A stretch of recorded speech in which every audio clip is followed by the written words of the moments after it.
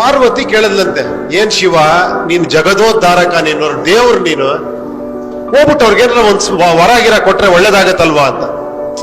ಈಶ್ವರ ಹೇಳದಂತೆ, ಬೇಡ ಒಳ್ಳೇದಾಗಲ್ಲ, ಸುಮ್ನೆ ಬಾ ಹೋಗೋಣ ಮುಂದೆ ಅಂತ. ಪಾರ್ವತಿ ಬಿಡ್ಲಿಲ್ಲಂತೆ, ನೀನ್ ಏನಾರ ಮಾಡ್ಲೇಬೇಕು ಇವ್ರಿಗೆ ಅಂತ. ಹಂದಿ ಹತ್ರ ಹೋಗಿ ಕೇಳದ್ನಂತ, ಮತ್ತೆ ನಿನ್ಗೇನಾರ ಒಂದ್ ವರ ಕೇಳಮ್ಮ, ಕೊಡ್ತೀನಿ, ಒಳ್ಳೇದಾಗತ್ತೆ ಅಂತ. ನನ್ನ ಹಂದಿ ಮಾಡೋದ್ನ ನನ್ ಗಂಡ ಅವನು ಹಂದಿ ಆಗೋಗ್ಬಿಡ್ಲಿ ಅಂತ. ಅವನು ಹಂದಿ ಆಗೋಗ್ಬಿಟ್ಲಂತ. ಒಂದ್ ವರ ಕೊಡ್ತೀಯಾ, ಇದು ಖಂಡಿತ ವರ್ಕೌಟ್ ಆಗುತ್ತ ಅಂತ ಕೇಳದ್. ಖಂಡಿತ ಆಗತ್ತಪ್ಪ, ಕೇಳು ಅಂದ್ರೆ ಒಂದ್ 5 ನಿಮಿಷ ಟೈಮ್ ಕೊಡು ಅಂತ ಹೇಳ್ಬಿಟ್ಟು ಮನೆಗೆ ಹೋದಂತೆ. ಈ ಎಮೋಷನ್ ಬೆಲೆ ಕೊಡೋದಿದೆಯಲ್ಲ, ಅದು ಯಾವತ್ತು ಅಜ್ಞಾನದ ಫಲ ಅಹಂಕಾರ, ಅಹಂಕಾರದ ಫಲ ದ್ವೇಷ, ದ್ವೇಷದ ಫಲ ಸರ್ವನಾಶ.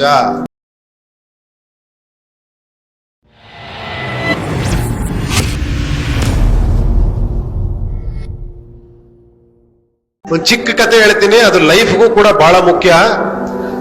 ಈಶ್ವರ ಪಾರ್ವತಿ ಆಕಾಶದಲ್ಲಿ ಹೋಗ್ತಾ ಇದ್ರಂತೆ. ಕೆಳಗಡೆ ಒಂದು ಫ್ಯಾಮಿಲಿ, ಗಂಡ ಹೆಂಡತಿ, ಇಬ್ರು ಮಕ್ಕಳು, ಸ್ಲಮ್ಮು, ಗಲೀಜ್ ಅಟ್ಮಾಸ್ಫಿಯರ್, ಏನು ಕಿತ್ತಾಡ್ತಾ ಇದ್ರಂತೆ ಎಮೋಷನಲಿ. ಗಂಡ ಹೆಂಡತಿಗೆ ಬೈತೀನಿ, ಅದೇ ಹೊಡೆದಾಕ್ಬಿಡ್ತೀನಿ, ಕತ್ರಸಾಕ್ಬಿಡ್ತೀನಿ ಅಂತ.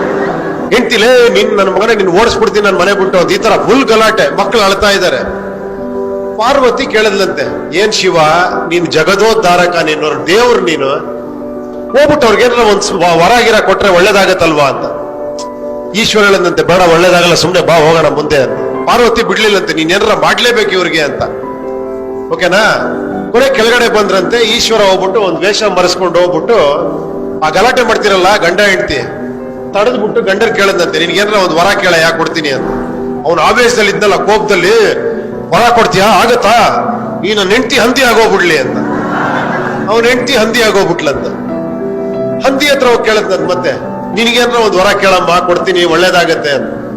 ನನ್ನ ಹಂದಿ ಮಾಡೋದ್ನ ನನ್ ಗಂಡ ಅವನು ಹಂದಿ ಆಗೋಗ್ಬಿಡ್ಲಿ ಅಂತ. ಅವನು ಹಂದಿ ಆಗೋಗ್ಬಿಟ್ಲಂತ. ಕೊನೆಗೆ ಆ ಮಕ್ಳು ಅಳ್ತಾ ಇದ್ರಂತೆ. ಅವ್ರನ್ನೋಗಿ 3ನೇ ವರ ಕೇಳದ್ನಂತೆ, ನಿನ್ಗೇನ್ ಬೇಕು ಅಂತ. ಮಕ್ಕಳೇ, ನಮ್ಮ ಅಪ್ಪ ಅಮ್ಮನ್ ಮೊದ್ಲಿನ ತರ ಮಾಡ್ಬಿಡು ಅಂದ್ರಂತೆ.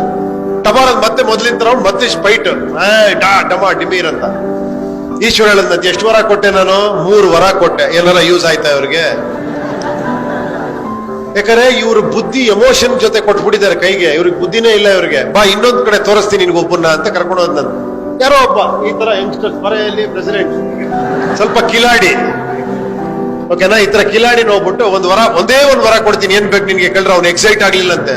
ಒಂದ್ ವರ ಕೊಡ್ತೀಯಾ, ಇದು ಖಂಡಿತ ವರ್ಕೌಟ್ ಆಗುತ್ತಾ ಅಂತ ಕೇಳದ್. ಖಂಡಿತ ಆಗತ್ತಪ್ಪ, ಕೇಳು ಅಂದ್ರೆ ಒಂದ್ 5 ನಿಮಿಷ ಟೈಮ್ ಕೊಡು ಅಂತ ಹೇಳ್ಬಿಟ್ಟು ಮನೆಗೆ ಹೋದಂತೆ. ಮನೇಲಿ ಹೆಂಡತಿ, ಅಪ್ಪ ಅಮ್ಮ, ಓಕೆನಾ, ಎಲ್ಲಾರನ್ನೂ ಕೇಳದ್, ನಿಮ್ಗೇನ್ ಬೇಕು ಅಂತ. ಹೆಂಡತಿಗೆ ಮಕ್ಕಳಾಗಿಲ್ಲ. ಹೆಂಡತಿ ಕೇಳದ, ನನ್ಗೊಂದ್ ಮಗು ಕೇಳ್ಬಿಡ್ರಿ, ನನಗೆ ಮಗು ಆದ್ರೆ ತುಂಬಾ ಸಂತೋಷ ನನಗೆ ಅಂತ. ಅಪ್ಪ ಅಮ್ಮ ಕಣ್ಣಿಲ್ಲಂತೆ. ಅಪ್ಪ ಅಮ್ಮ ಕೇಳಾರ, ನಮ್ ಕುರುಡು ಕಣ್ಣು, ನಾವು ಕೊನೆ ಸಾಯೋ ಟೈಮಲ್ಲೂ ಜಗತ್ ನೋಡಿ ಸಾಯ್ತೀವಪ್ಪ, ನಮ್ ಕಣ್ ಬರ್ಸತ್ರ ಕೇಳಪ್ಪ ಅಂತ. ಇವನಿಗೆ ದುಡ್ಡು ಬೇಕಾಗಿದೆ, ಬಡತನ, ಓಕೆನಾ. ವಾಪಸ್ ಯೋಚನೆ ಮಾಡ್ಕೊಂಡ್ ಬಂದಂತ ಈಶ್ವರನ ಹತ್ರ ಏನ್ ಕೇಳದಂತೆ ಗೊತ್ತಾ ವರ? ನಮ್ಮ ಅಪ್ಪ ಅಮ್ಮ ನನ್ನ ಮಗುನ ಚಿನ್ನದ ತೊಟ್ಲಲ್ಲಿ ನೋಡತ್ರ ಆಶೀರ್ವಾದ ಮಾಡಪ್ಪ ಅಂತ. ಅರ್ಥ ಆಯ್ತಾ? ಅಪ್ಪ ಅಮ್ಮ ಕಣ್ಣು ಬಂತು, ಮಗುನೂ ಆಯ್ತು, ಚಿನ್ನ ತೊಟ್ಲಂದ್ರೆ ಅವನಿಗೆ ಶ್ರೀಮಂತಿಕೆನೂ ಬಂತು. ಅದಕ್ಕೆ ವಿಚಾರಗಳಿಗೆ ಬೆಲೆ ಕೊಡೋ ದೇಶ ಯಾವತ್ತೂ ಚೆನ್ನಾಗಿರುತ್ತೆ ಅಲ್ವಾ? ಈ ಎಮೋಷನ್ ಬೆಲೆ ಕೊಡೋದಿದೆಯಲ್ಲ, ಅದು ಯಾವತ್ತೂ ಅಜ್ಞಾನದ ಫಲ ಅಹಂಕಾರ, ಅಹಂಕಾರದ ಫಲ ದ್ವೇಷ, ದ್ವೇಷದ ಫಲ ಸರ್ವನಾಶ.